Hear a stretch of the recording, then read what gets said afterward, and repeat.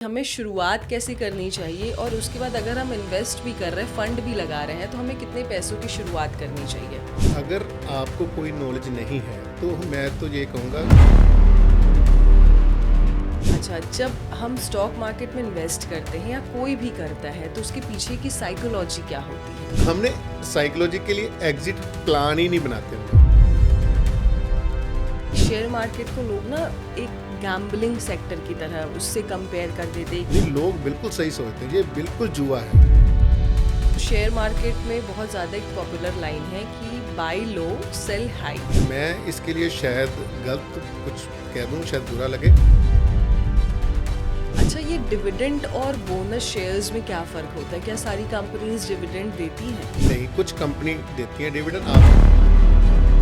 अच्छा, आपके नज़र में लॉन्ग टर्म इन्वेस्टमेंट और शॉर्ट टर्म ट्रेडिंग में क्या फ़र्क होता है? क्या दोनों एक साथ किया जा सकता है? शेयर मार्केट एक ऐसी रेस बन गई है ना, जहां हर कोई इन्वेस्ट करना चाहता है। लेकिन प्रॉब्लम पता है कहाँ होता है? जब आप बिना जाने समझे या सोचे इन्वेस्टमेंट कर देते हैं और फिर आप कहते हैं कि शेयर मार्केट तो एक जुआ है, यहाँ पैसा इन्वेस्ट नहीं करना चाहिए। पैसा इन्वेस्ट करना चाहिए, लेकिन सही गाइडेंस के अंदर, जो कि आजकल आपको इस सोशल मीडिया के ज़माने में बहुत कम मिलता है। इसलिए मेरी कोशिश ये रहती है कि मेरे पॉडकास्ट पे ऐसे लोग आए जो कि आपको सही गाइडेंस दे या फिर सही नॉलेज ले। तो इसी सिलसिले में आज मेरे साथ आए हुए हैं विपिन अरोड़ा जी, जो कि ट्रेडिंग के बारे में सिखाते हैं आपको और सही नॉलेज देते हैं। तो आज एक एक करके इनसे हम सवाल पूछेंगे और जानेंगे कि आपके लिए कौन सा स्टॉक बेहतर है और किस तरीके से आप इसमें अपने किस्मत को आजमा सकते हैं या फिर सही तरीके से स्टॉक मार्केट में इन्वेस्ट कर सकते हैं। इस पॉडकास्ट को बहुत अच्छे से देखिएगा क्योंकि इसमें आपकी नॉलेज की सारी बातें होने वाली है। तो सर, स्वागत है आपका आज के इस पॉडकास्ट में। सबसे पहले तो मुझे ये बताइए कि जो एक नया इन्वेस्टर होता है ना, उसके दिमाग में बहुत सारी चीज़ें रहती है कि उसको किस तरीके से शुरुआत करना चाहिए, कितना पैसा इन्वेस्ट करना चाहिए, कैसी गाइडेंस लेनी चाहिए। तो जब एक नया इन्वेस्टर या बिगिनर होता है, कैसे वो शुरू करे स्टॉक मार्केट में, अपना पहला कदम किस तरीके से रखे? पहले तो सबसे पहले आपका बहुत बहुत धन्यवाद, आपने मुझे इस पॉडकास्ट पे बुलाया, और आपकी ऑडियंस का धन्यवाद जो हमें देख रहे हैं। तो जैसे आपका सवाल अभी कैसे इन्वेस्टिंग करनी चाहिए या कितने पैसे से शुरुआत करनी चाहिए, इसमें दोनों सवाल है सर कि हमें शुरुआत कैसे करनी चाहिए और उसके बाद अगर हम इन्वेस्ट भी कर रहे हैं, फंड भी लगा रहे हैं, तो हमें कितने पैसों की शुरुआत करनी चाहिए? अगर आपको कोई नॉलेज नहीं है तो मैं तो ये कहूँगा सबसे पहले हमें शुरुआत म्यूचुअल फंड से करनी चाहिए। लेकिन अगर आप शेयर मार्केट में आना चाहते हैं तो पहले हमें कुछ शेयर मार्केट की वीडियो को देखना है जिसके बारे में हमको पता चले कैंडलस्टिक पैटर्न क्या होती है, चार्ट पैटर्न क्या होते हैं, जिससे हमारे बेसिक क्लियर हैं। तो हमें एक कम अमाउंट से, फॉर एग्जांपल हमारे पास 1 लाख रुपये है, तो स्टार्टिंग हमें 10,000 रुपये से करनी चाहिए, जिससे हमसे 30-40 ट्रेड ऐसे लें जिससे हमको पता चले हमारा विनिंग रेट कितना है, भी क्या हम उसमें पैसा कमा पा रहे हैं या हम लॉस कर पा रहे हैं। तो इन चीज़ों का ध्यान रखना चाहिए। अच्छा, जब हम स्टॉक मार्केट में इन्वेस्ट करते हैं या कोई भी करता है, तो उसके पीछे की साइकोलॉजी क्या होती है? साइकोलॉजी जैसे काम करती है, मान लीजिए आपने कोई शेयर लिया, तो उस शेयर को आपने खरीदा 100 रुपये में, लेकिन आपको लगता है ये जाएगा 130 या 140 या 150, लेकिन वो हो गया उल्टा। उल्टा कैसे हुआ? आपने सोचा मैं 100 रुपये पे लूँगा और 150 पे निकलूँगा। हमने साइकोलॉजी के लिए एग्जिट प्लान ही नहीं बनाते हम लोग। एग्जिट हमें कहाँ करना है? मान लीजिए हमने एग्जिट रूल बनाया, अभी 100 में खरीदा, 80 में निकलेंगे, लेकिन वो कम होते होते हो गया 70 रुपये। तो हमने क्या किया? हम निकले ही नहीं। फिर हम क्या सोचते हैं? हम एक एवरेज मोड में आ जाते हैं। एवरेज क्या होती है? आपने पहले एक शेयर खरीदा, तो फिर आप सोचते हैं 70 आ गया, तो अब मैं इसमें एक शेयर और खरीद लेता हूँ, जिससे मेरा 100 वाला 90 रुपये रह जाएगा, मेरा लॉस कम हो जाएगा।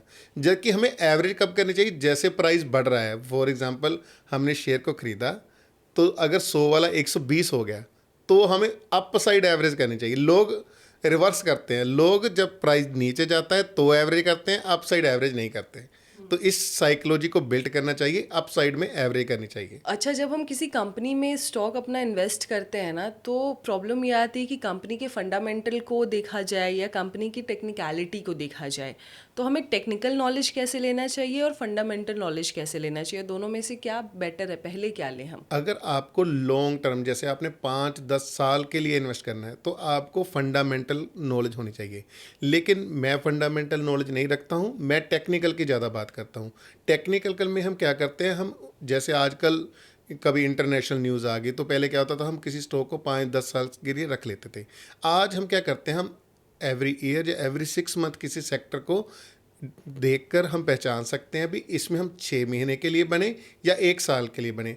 हम फंडामेंटल को कैसे देखते हैं, हम 5 साल या 10 साल के लिए बनना है तो हम फंडामेंटल को चूज़ करते हैं।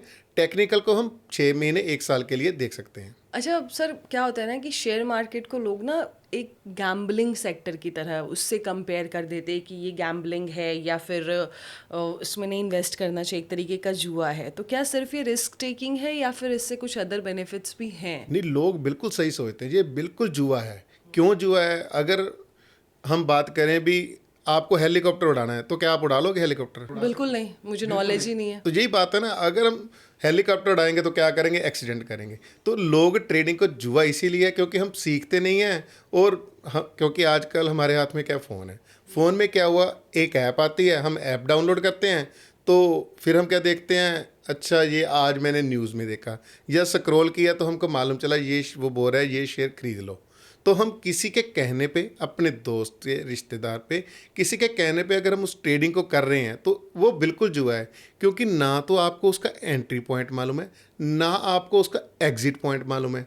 तो जब आपको कुछ मालूम ही नहीं है तो आप कामयाब कैसे होंगे? तो ये जुआ ही हुआ ना।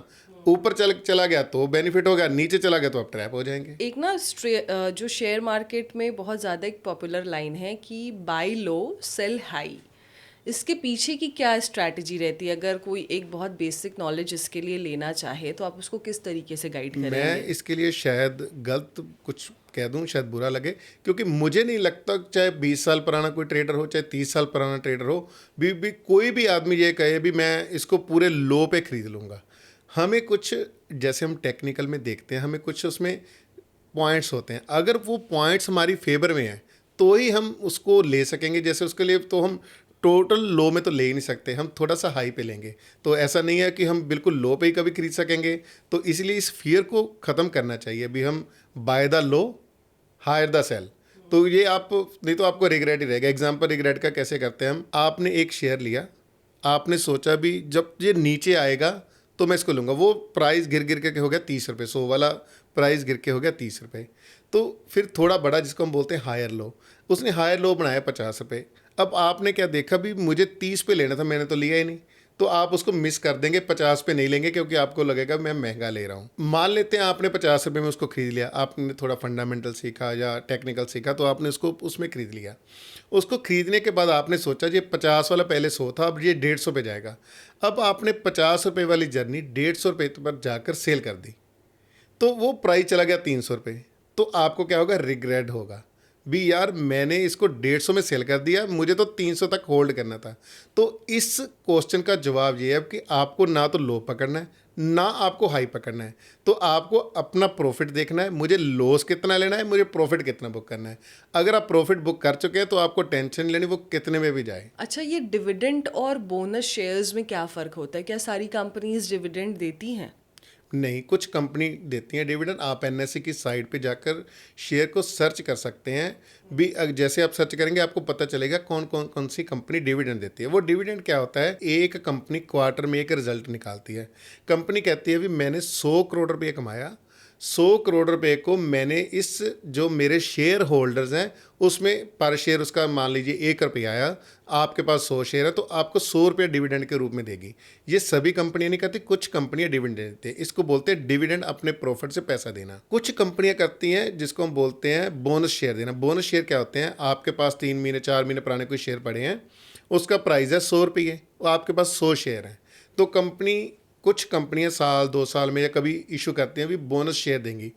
तो बोनस शेयर क्या होगा, आपके पास 200 शेयर हो जाएंगे पर उनकी वैल्यू उतनी ही रहेगी।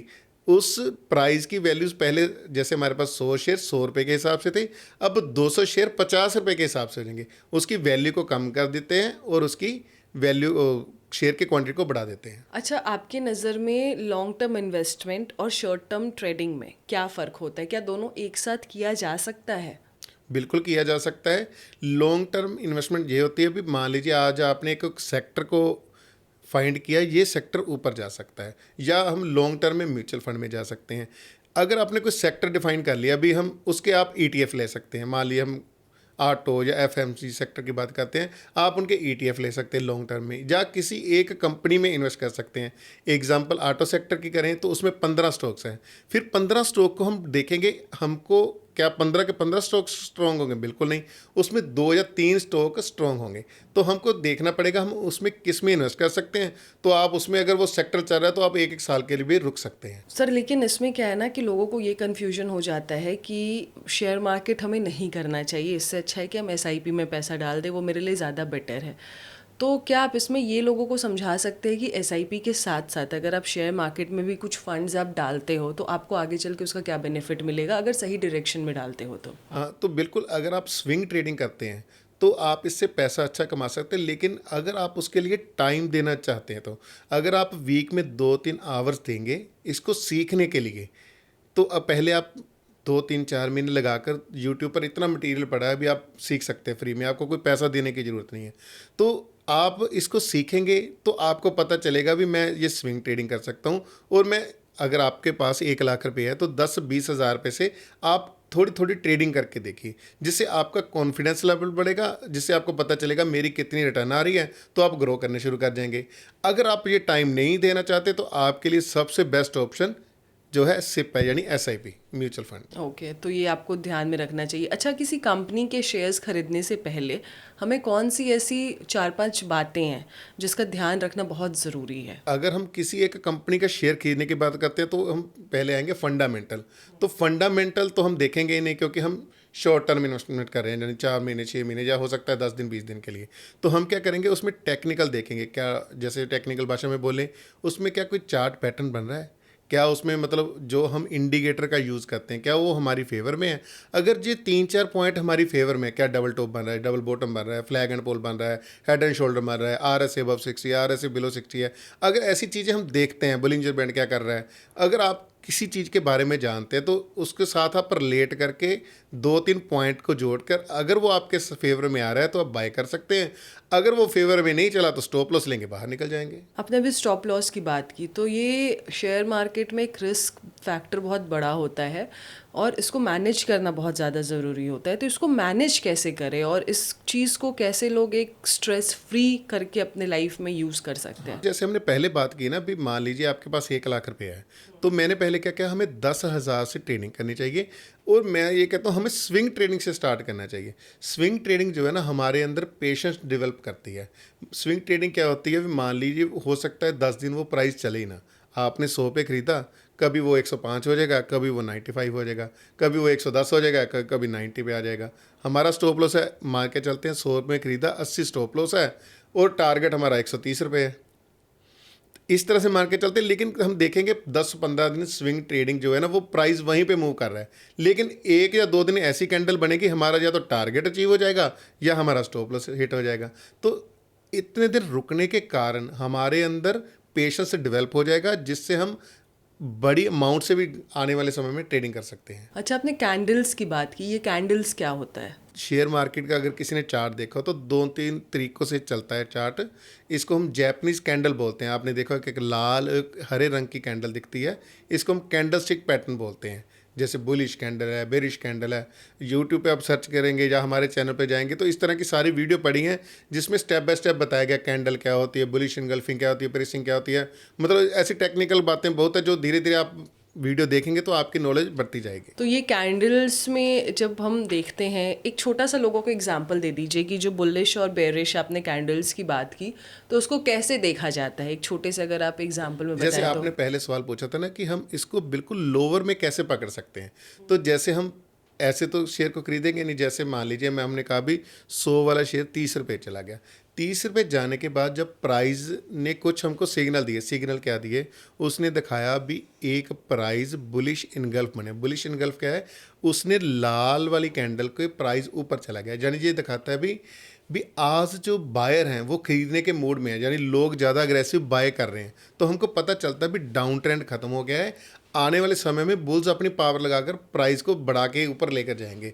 इस तरह की कैंडल से हमको पता चलता है भी ये प्राइस अब ऊपर जाने वाला है। तो अभी आपको क्या लगता है कि आने वाले समय में जो हमारे स्टॉक मार्केट का फिगर है, किन किन सेक्टर्स में सबसे ज़्यादा उठने वाला है या किन में लोगों को इन्वेस्ट कर लेना चाहिए, और उससे पहले गाइडेंस ले लेनी चाहिए कि इसमें इन्वेस्ट करें या नहीं? देखिए, पहले तो जो उनके जो फाइनेंशियल एडवाइज़र हैं उनसे सलाह लेनी चाहिए।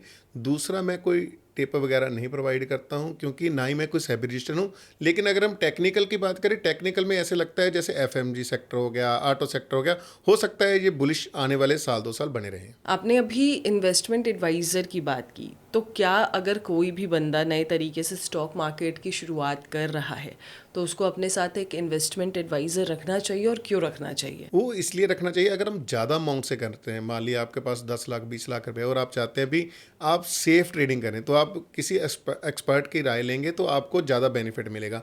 लेकिन अगर आप सीख चुके हैं, आपको टेक्निकल की नॉलेज है, आपको फंडामेंटल की नॉलेज है, जब आप चार्ट को रीड कर सकते हैं, तो आप डायरेक्ट भी इन्वेस्टमेंट कर सकते हैं। ऐसी कोई बात नहीं है। अभी हमको हर एक समय पे भी कोई हमारे एडवाइजरी हमारे पास चाहिए। अगर हमें किसी चीज़ की नॉलेज पूरी है, जैसे आप ये पॉडकास्ट चला रहे हैं, तो आपको इसके बारे में पता है, कैमरा कौन सा है, कैसे लगना है, ये लाइट कैसे लगनी है, इस माइक की क्या डायरेक्शन, आपको इसके बारे में पता है। तो इसी तरह अगर हमको उस काम के बारे में पता है तो ज़रूरी नहीं हमको एडवाइजरी की लोड है। अच्छा, स्टॉक मार्केट में क्या है ना कि आजकल लोग भेड़ चाल चल रहे हैं कि अगर इसने इन्वेस्ट कर दिया है, अगर ये कंपनी में इन्वेस्ट कर दिया तो मुझे भी कर देना चाहिए। जब कोई बड़ा बड़ा ट्रेडर यूट्यूब पे वीडियो बनाता है और उसने डाल दिया कि इसमें इन्वेस्ट करना चाहिए और ये सही है, तो लोग आंख बंद करके इन्वेस्ट भी कर देते हैं।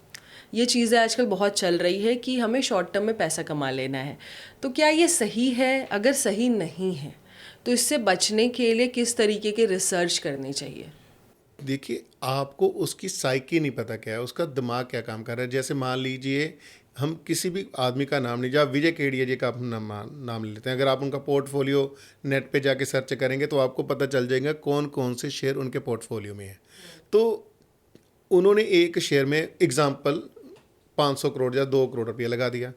हो सकता है वो रकम उनके लिए कोई मायने ही न रखती हो। उन्होंने किस सोच से उस शेयर को लिया, कितने स्टॉप लॉस पे लिया, तो आपको तो ये मालूम ही नहीं है। हो सकता है उनके लिए वो पैसा ऐसा हो भी, अगर चला भी गया 100% तो मुझे कोई फ़र्क नहीं पड़ता। हो सकता है अगर हमारा उस स्टॉक लेने के कारण 1 लाख रुपया भी चला गया तो हमें नुकसान हो सकता है। तो इसीलिए हम उनकी साइकी को जज नहीं कर सकते, क्या उन्होंने सोच के उस शेयर में एंटर किया है और क्यों एग्जिट किया है। तो इसलिए किसी को कॉपी करने से अच्छा है, या तो हम उनके जो 20 शेयर ले रहे हैं, या तो हम सभी पूरा कॉपी करें उनको। ये नहीं है कि आज हमको लगता है ये ले लिए तो कॉपी करें, ये ले लिए तो कॉपी करें, या नहीं करना। तो या तो ब्लाइंडली कॉपी कर लीजिए, जो वो कर रहे हैं सेम कर लीजिए। अदरवाइज मैं कहता हूँ ऐसी चीज़ों से बचना चाहिए। अच्छा, बिटकॉइन और क्रिप्टो करेंसी को लेके आपकी क्या राय है? क्या ये भी एक इन्वेस्टमेंट ऑप्शन है या पूरा ही एक अलग दुनिया है? अगर हम ट्रेडिंग से बात करें तो मैं इसमें ट्रेड नहीं करता, क्योंकि क्या हम सिर्फ यहाँ पर काम करने या पैसा कमाने ही आए हैं। तो जैसे अगर हम ट्रेडिंग की बात करें, तो अगर आप इंट्राडे करना चाहते हैं तो आप क्या करते हैं, 10 बजे बैठते हैं और 3 बजे फ्री हो जाते हैं।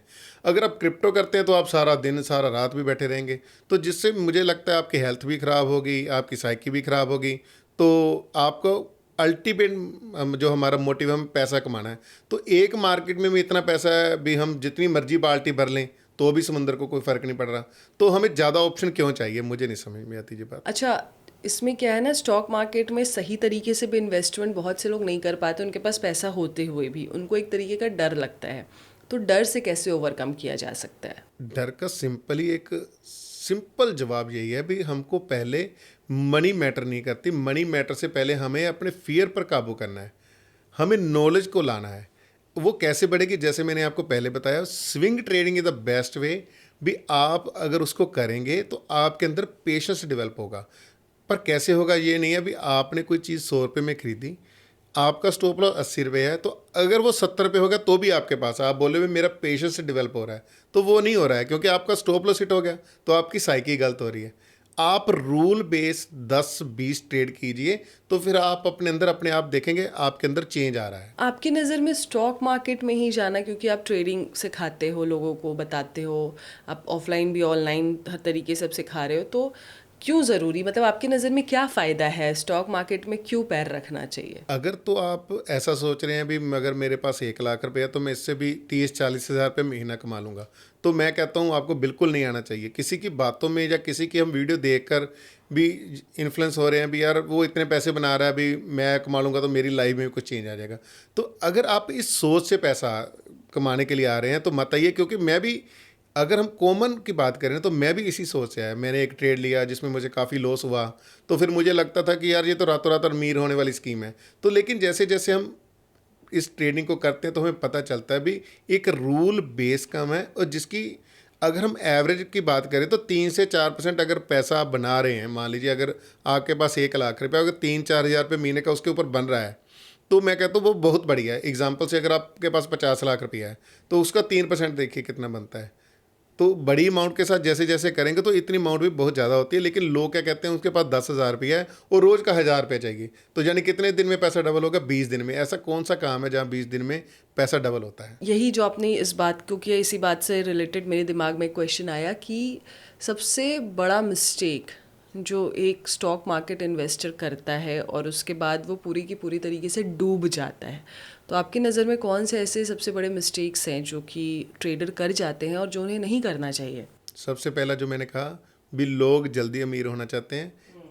मतलब 10 हज़ार है, चाहे 10 लाख है, चाहे 10 करोड़ रुपये है, अगर वो बगैर सीखे कर रहा है, ऑप्शन ट्रेडिंग कर रहा है, बाइंग कर रहा है, तो इंट्राडे कर रहा है। तो इंट्राडे में क्या है, तो जैसे एग्जांपल से हम बात करते हैं, आप गाड़ी चलाना जानती हैं, तो आप रोड पे गाड़ी चला रही हैं। अगर मैं कल को आपको कहूँ आप रेसिंग कोर्ट पे जाइए और जो रेस वाले बंदे कार चला रहे हैं आप उनके साथ रेस कीजिए, तो क्या ये पॉसिबल है?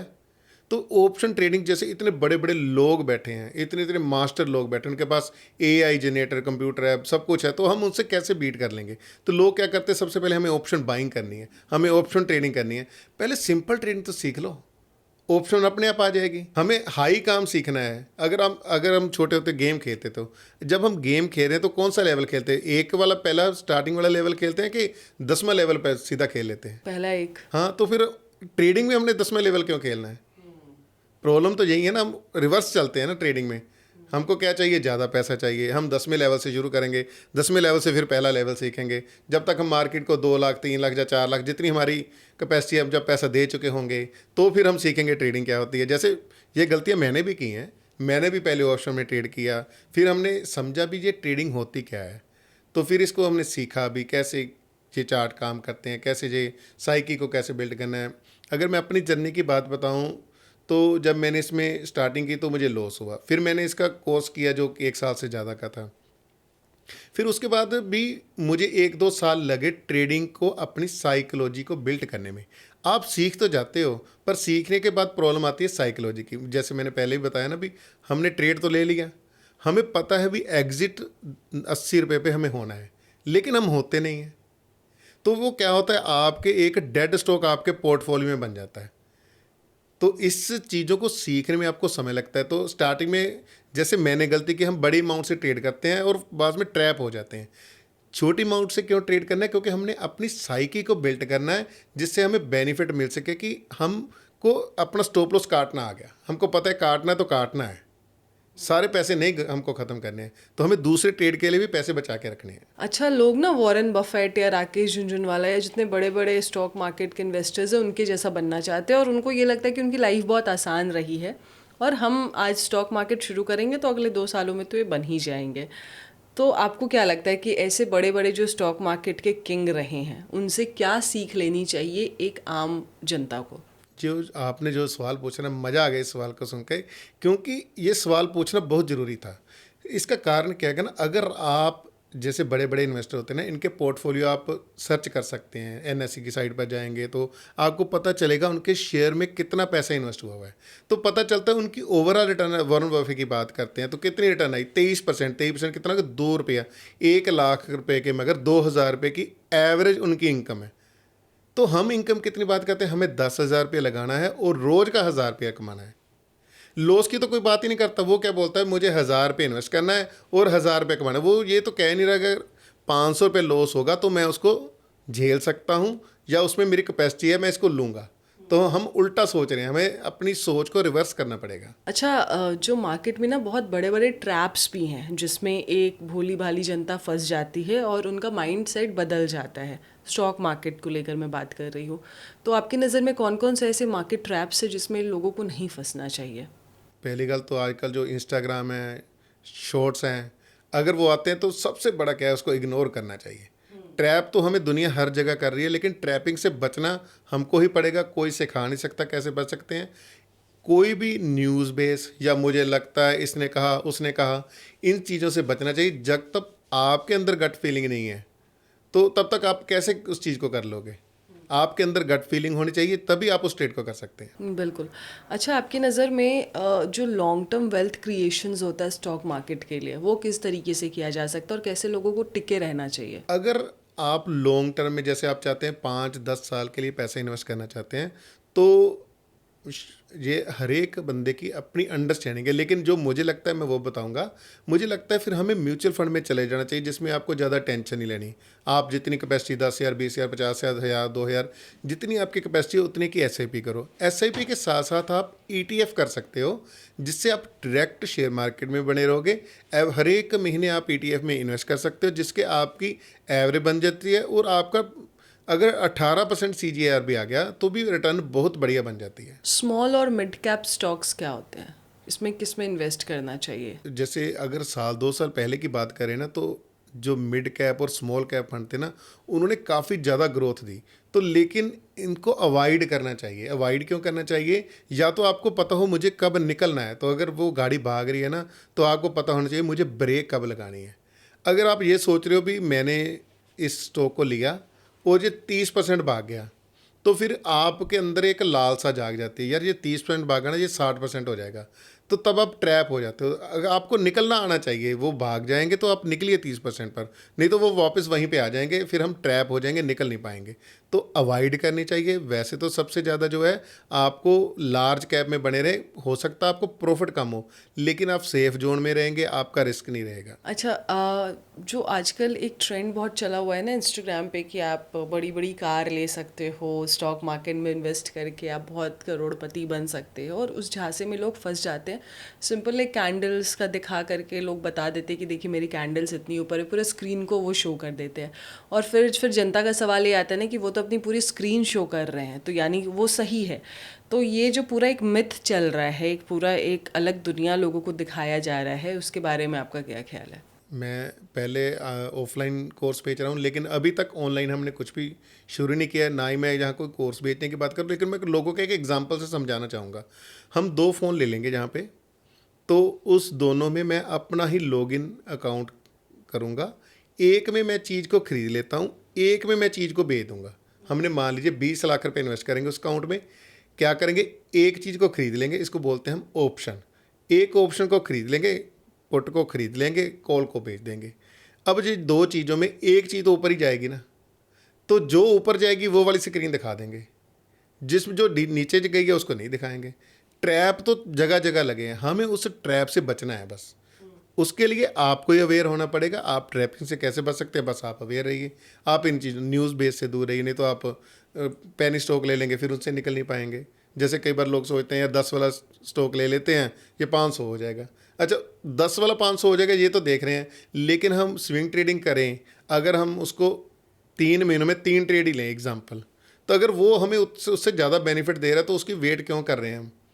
वीवो 50 वाला 500, तो हो सकता है उससे ज़्यादा पैसे हम कमा लें। आप बार बार स्विंग ट्रेडिंग की बात कर रहे हैं, तो स्विंग ट्रेडिंग कैसे होता है, क्या होता है ये? स्विंग ट्रेडिंग क्या है? अभी मान लीजिए हम उस ट्रेड को आज लेंगे और 10-20 दिन रख के हमारे प्रॉफिट या स्टॉप लॉस आने से हम निकल सकते हैं। स्विंग ट्रेडिंग मैं ज़्यादा इसलिए कह रहा हूँ क्योंकि अगर आप स्विंग ट्रेडिंग करना सीखें, आपके अंदर पेशेंस डेवलप हो जाएगा, आपको रूल्स आ जाएंगे, तो आप कोई भी ट्रेडिंग कर सकते हो। आप कल को ऑप्शन करना चाहते हैं तो भी कर सकते हैं। स्विंग ट्रेडिंग हमको एक परफेक्ट बनने का एक जरिया है। अच्छा, पेशेंस और डिसिप्लिन की बार बार इसमें बात हो रही है, तो किस तरीके का डिसिप्लिन होना चाहिए स्टॉक मार्केट के जैसे हमने इन्वेस्टर्स को? पहले बात की कि हमें स्टॉप लॉस टाइम पे काटना चाहिए। हमें इस चीज़ को सीखना है भी स्टॉप लॉस कैसे काटना है टाइम पे। इस चीज़ों को डेवलप करेंगे तो हम अपने आप सीख जाएंगे भी हमें रूल बेस क्या है। रूल बेस क्या है? या तो प्रॉफिट होगा या तो लॉस होगा। तो हमें टाइम पे निकलना है, टाइम पे बाय करना है, टाइम पे एग्जिट करना है, टाइम पे अगर स्टॉप लॉस हिट हुआ तो स्टॉप लॉस लेना है। यही रूल बेस्ड ट्रेडिंग है। ये तीन आसान चीज़ें हमें मुश्किल लगती हैं। हमारा माइंड शुरू से ऐसे बना है ना, भी जैसे एग्जांपल हमको जितना ज़्यादा हमको लगता है टफ काम होगा तभी हम सक्सेस होंगे। इजी काम मुझे लगता है यार ये कैसे हो गया, ये तो पॉसिबल ही नहीं है। इजी काम हमको ज़्यादा मुश्किल समझ में आता है। जो इंडियन स्टॉक मार्केट के ट्रेड्स होते हैं कंपनीज़ के और फॉरेन स्टॉक मार्केट के ट्रेड्स होते हैं कंपनीज़ के, तो क्या बेटर होता है लेना? क्या फॉरेन स्टॉक मार्केट को भी खरीद, जो उनके कंपनीज निकालती है स्टॉक्स, उसको भी खरीदना चाहिए या दोनों को सिमिलर लेके चलना चाहिए? ज़्यादा क्या करना चाहिए? हमने पहले भी बात की ना, क्रिप्टो की बात की, ये बात की, तो आप देख सकते हैं भी आप कितना टाइम लगाना चाहते हैं। तो अगर इंडियन मार्केट खत्म हो जाएगी फिर आप देखोगे यूएस मार्केट शुरू होगी, फिर आप यूएस मार्केट को स्टडी करके, हमें एक बकेट में सब कुछ मिल रहा है। तो अगर आपकी कैपेसिटी है, आप इतना टाइम देना चाहते हैं, तो आप किसी भी मार्केट में जा सकते हैं। जैसे फंडामेंटल या टेक्निकल की बात, कैंडलस्टिक की बात की, जहाँ पर भी वैसी वर्क करती है, इंटरनेशनल मार्केट में वैसी वर्क करती है। ये आपका डिसीजन, आप कितना टाइम इस मार्केट में देना चाहते हैं। ओके। जैसे इसके अलावा एक जैसे मार्केट कमोडिटी मार्केट कहते हैं हम। कमोडिटी में क्या आ जाता है, जैसे गोल्ड आ गया, सिल्वर आ गया, ये 15-16 घंटे मार्केट चलती है, अपनी मार्केट 8-9 घंटे चलती है, तो आप उसमें भी जा सकते हैं। ये तो हम पे डिपेंड है, अभी हम कितना टाइम इसको देना चाहते हैं, कितना बिजी रहना चाहते हैं। जितना ज़्यादा आप लो टाइम फ्रेम में काम करेंगे उतने अपनी हार्ट बीट को अप डाउन करेंगे। ज़्यादा टेंशन लेनी क्यों? हाँ बिल्कुल, अपने हार्ट बीट को नहीं बढ़ाना है। अच्छा, ये जो स्टॉक मार्केट में जब लोग इन्वेस्ट करने के लिए आते, शुरुआत करते हैं या फिर करना शुरू, लॉस हो गया और फिर उनको लगता है कि अब मेरे लिए नहीं है, तो उसमें आपको क्या लगता है कि कितने समय पहले से उनको कोर्सेज कर लेनी चाहिए ताकि उनको ये समझ में आ जाए कि उनका लॉस कहाँ हो रहा है, उनका प्रॉफिट कहाँ हो रहा है, और वो किसी के बहकावे में ना आए? मैं क्या कहता हूँ, बेसिक गलतियाँ सभी लोग करते हैं, मैंने भी की। पहले मैंने पैसे लॉस किए, तब दिमाग की बत्ती जलती है, तो हम सोचते हैं यार भी हाँ इसमें कोई चीज़ तो होगी भी सीखने वाली, जो लोग पैसा कमा रहे हैं कैसे कमा रहे हैं। तो अगर आप शुरुआत में जो पैसा लॉस करने वाले हैं, अगर आप सीखने के लिए लगा दें, आजकल तो वैसे आपको कोर्स लेने की भी ज़रूरत नहीं है। आप यूट्यूब पे इतना मटीरियल पड़ा है, अभी काफ़ी सारा ज्ञान आप यूट्यूब से भी ले सकते हैं। उसके बाद आप पेपर ट्रेड कीजिए। पेपर ट्रेड क्या है भी, आज आप किसी चीज़ को देखिए, मान ली कोई भी ABC शेयर आपने देखा, उसको पेपर पे लिखिए, अगर 100 रुपये हो वो हमने लेना है, 80 रुपये जाएगा तो लॉस लेंगे, तो 120 जाएगा तो प्रॉफिट लेंगे। तो पेपर पे ट्रेड करके देखिए, जिसमें आपका कोई पैसा भी नहीं लग रहा है। तो पहले अपनी साइकी को बिल्ड कीजिए। जैसे मैंने गलतियाँ की है, आप ऐसी गलती मत कीजिए। अच्छा, मान लीजिए कि हमें ना ये भी देखना होता है कि फैमिली भी है, आपके घर में भी चीज़ें चल रही है, राशन पानी भी लाना है, एक आपका हिसाब किताब बना होता है, हर किसी का अपना बना होता है। तो किसी की सैलरी कितनी होनी चाहिए या फिर कितना उसका बचत होना चाहिए कि वो उस पैसे को एक्स्ट्रा रख के स्टॉक मार्केट में इन्वेस्ट करे? अगर हम सबसे पहले ये बात कर रहे हैं ना, तो मान के चलते हैं 30-40 हज़ार किसी की सैलरी है, तो सबसे पहले तो अपनी हमें नॉलेज पे पैसा लगाना चाहिए। हम उस इनकम को कैसे बढ़ा सकते हैं। जैसे जैसे आपकी इनकम बढ़ेगी तो आपके लिए चीज़ें आसान हो जाएगी। अगर हम बात करें किसी की सैलरी 20,000 रुपये है, तो हम उसको बोले भी 5,000 रुपया तुम शेयर मार्केट में लगाओ, उसके पास ट्रेडिंग करने की मार्जिन बहुत कम बनता है। उसके पास क्या ऑप्शन बचेगी, ऑप्शन बाइंग करने की। ऑप्शन बाइंग में क्या है, जैसे NSE का डाटा देखें, 54,000 करोड़ रुपया पिछले साल में लोगों ने लॉस किया है। तो वो भी उस ट्रैप में फंस जाएगा। पहले 5,000 देगा, फिर उसको रिकवर करने के लिए पैसे देगा, फिर उसको रिकवर करने के लिए पैसा वो मार्केट को देता ही जाएगा। तो सबसे पहले तो हमें अपनी नॉलेज को इन्हांस करना चाहिए भी हम अपनी इनकम कैसे बढ़ा सकते हैं। अगर उसके बाद हमारे पास कुछ स्पेयर पैसा बचता है तो ही हमें ट्रेडिंग में जाना चाहिए। उससे पहले, अब मान लीजिए किसी ने नॉलेज ले लिया पूरा स्टॉक मार्केट का, उसके बाद उसको कितना इन्वेस्ट करना चाहिए? सबसे पहले कम से कम 20 ट्रेड ऐसे लेने चाहिए जिसको हम कहते हैं 5 या 10 हज़ार की इन्वेस्टमेंट से। आपके पास चाहे 100 करोड़ रुपया है, मैटर नहीं करता। अगर आपको नॉलेज या पेशेंस या आपको पता नहीं कहाँ निकलना है, कहाँ एंटर करना, चाहे आप 100 करोड़ रुपये लगा दो तो भी खत्म हो जाएगा। जैसे हमारे मित्र हैं वहाँ पे, एक तो वो मेरे पास आए तो उन्होंने मुझे बताया भी उन्होंने 1 करोड़ रुपया ऑप्शन में लॉस कर दिया। तो उसकी जगह अगर वो सेलिंग करते तो उनको लॉस नहीं होता, फ्यूचर बाय करते लॉस नहीं होता, फ्यूचर सेल करते लॉस नहीं होता। तो इसीलिए चीज़ों को सीखना जरूरी है और कम पैसे से ट्रेड करना। पैसे से इससे पैसा नहीं कमा सकते। नॉलेज है तो या आपके पास पेशेंस है तो ही पैसा कमा सकते हैं। पंजाब में, आप पंजाब से आते हैं सर, पंजाब में बहुत सारी फैमिली किसानों की फैमिली है और वहाँ पे खेती करके बहुत सारी चीज़ें चलती है या इंडस्ट्री है, उस तरीके से चीज़ें चल रही है। तो वहाँ पे स्टॉक मार्केट को लेकर लोगों की क्या राय रहती है, वो किस तरीके से उसमें इन्वेस्ट करते हैं? अगर आप अमेरिका में देखो, अमेरिका में तो 60-70% लोग ट्रेडिंग कर रहे हैं। अभी इंडिया में या पंजाब की बात करें तो अभी भी इसमें हम लोग इसको जुआ कहते हैं। जुआ क्यों कहते हैं? जैसे हम आंख पे पट्टी लगाकर ट्रेड कर रहे हैं तो ये जुआ ही हुआ ना। अब हमको मालूम ही नहीं है, अगर हम पट्टी लगा लेंगे, सामने दीवार है, दीवार में जाएंगे तो सिर दीवार में ही लगेगा ना। तो अगर हम कोई चीज़ सीख के कर रहे हैं तो ऐसे लोगों की आज जो नेट है ना, नेट गांव-गांव तक पहुंच गया है, जिसके कारण हर एक पर्सन की नॉलेज बढ़ रही है, जिससे वो चाहे म्यूचुअल फंड ले रहा है चाहे शेयर मार्केट कर रहा है। अगर म्यूचुअल फंड है तो भी एक तरह की वो इन्वेस्टिंग कर रहा है, तो कहाँ पैसा जा रहा है? शेयर मार्केट में जा रहा है। तो इसीलिए लोगों की नॉलेज बढ़ रही है और पैसा आज मार्केट में ज़्यादा लग रहा है। अच्छा सर, आपके हिसाब से जब हम स्टॉक मार्केट में इन्वेस्टमेंट कर रहे हैं और म्यूचुअल फंड भी मेरे पास है, मेरे पास गोल्ड का भी ऑप्शन है, तो हमें सबसे पहले, आप स्टॉक मार्केट की ट्रेडिंग करते हो लेकिन मैं आपसे ये जानना चाहती हूँ कि आपकी क्या राय है कि इन तीनों में से हमें सबसे पहले क्या ऑप्शन चुनना चाहिए? मुझे ये लगता है सबसे ज़्यादा अगर देखेंगे तो म्यूचुअल फंड ज़्यादा बेनिफिट रहेगा। अगर गोल्ड की भी आप रेशो निकालोगे ना, 10 से 12% की रिटर्न आती है, कई बार तो 10%। अब गोल्ड कुछ समय में बढ़ा है, 30-40 हज़ार रुपये बढ़ के 1 लाख से ऊपर चला गया, तो लोगों को लगता है भी ये और ऊपर जाएगा और ऊपर जाएगा, तो इसमें क्या है, ट्रैप होने शुरू हो जाएंगे। तो गोल्ड की अगर ओवरऑल रिटर्न देखें 6-7% निकलती है, अगर म्यूचुअल फंड की रिटर्न देखें तो 12-15% निकलती है। अगर आपको फिर भी डाउट है तो आपको क्या करना चाहिए, इस रुपये को 3 या 4 भाग में डिवाइड कर दें।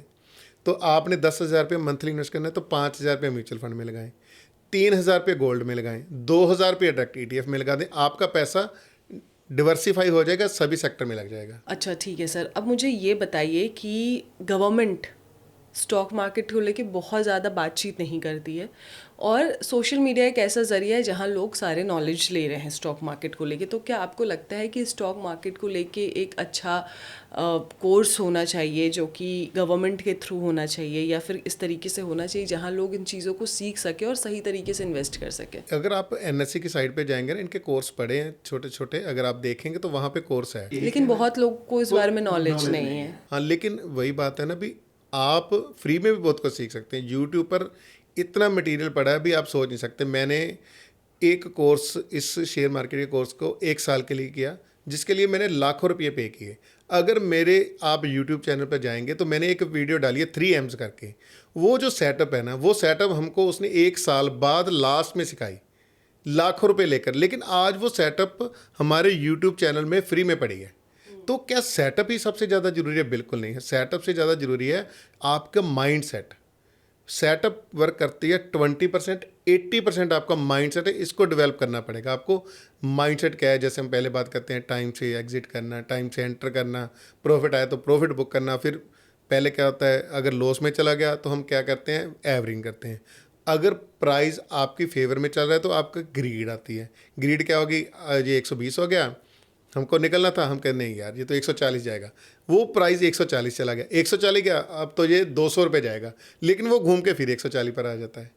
तो ग्रीड पर भी काबू करना है और हमें लॉस को भी टाइम से कट करना है। फियर और ग्रीड को कंट्रोल में करना है। अच्छा सर, कभी कभी ना बाजार बहुत अस्थिर रहता है, यानी कि उस समय एक बैलेंस नहीं चलता है, तो उस समय क्या करना चाहिए किसी भी ट्रेडर को? अगर आप देखेंगे ना, मोमेंटम ट्रेड जैसे कहते हैं, प्राइस बढ़ता है तो वो पुरानी हिस्ट्री पर जाके देखिए, साल में 3 महीने 4 महीने ऐसे ही भागता है। अदरवाइज तो 70% मार्केट साइडवेज ही रहती है। तो हम स्विंग ट्रेडिंग की बात क्यों करते हैं? स्विंग ट्रेडिंग को अगर आप सीखते हैं, आप बाय भी कर सकते हैं, सेल भी कर सकते हैं। तो इसीलिए आप दोनों साइड का मूव का बेनिफिट ले सकते हैं, इसीलिए हम स्विंग ट्रेडिंग की बात करते हैं। अच्छा, जो हमारे लॉस वाले शेयर्स होते हैं, जो स्टॉक मार्केट में इन्वेस्ट करते हैं, उनके लॉस शेयर्स भी होते हैं, तो उसको कब बेचना चाहिए? अगर आपको प्रॉपर मालूम है भी ये नहीं बढ़ने वाला तो जल्दी से जल्दी बेचना चाहिए। उसको रखने का फ़ायदा ही क्या? तो वो तो आपकी मनी को ब्लॉक कर रहा है, वो बढ़ भी नहीं रहा है, आपका पैसा भी कम हो रहा है।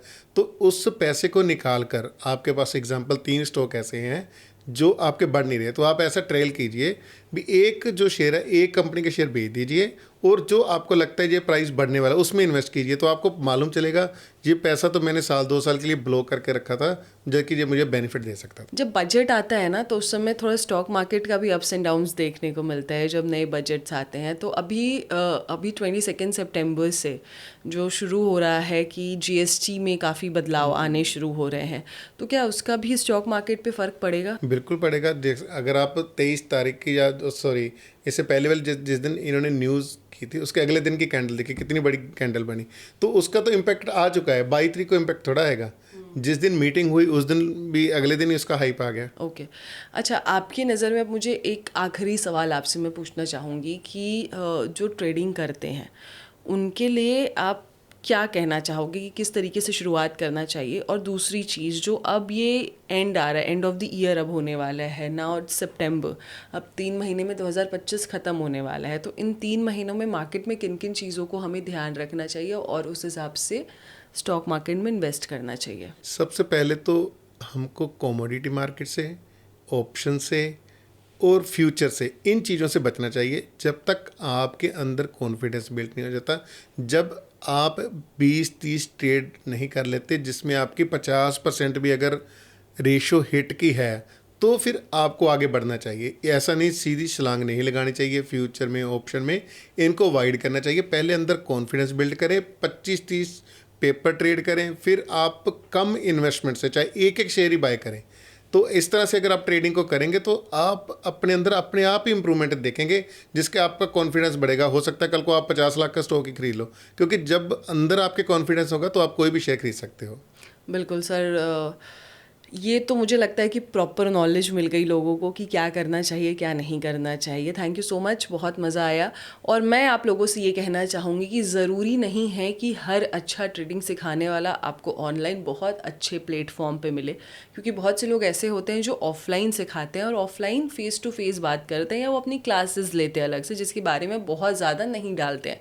तो मुझे ये लगता है कि अगर आपको इस पॉडकास्ट में चीज़ें समझ में आई है तो आपको विपिन जी से ज़रूर कांटेक्ट करना चाहिए। उनका मेल आईडी हमने नीचे दे दिया है। हालांकि अब हमने उनको कहा है कि वो धीरे धीरे सोशल मीडिया पे एक्टिव हो, तो ज़रूर उनके वीडियोज़ आपको और देखने को मिलेंगे और चीज़ें आपको जानकारी जानने को मिलेंगी।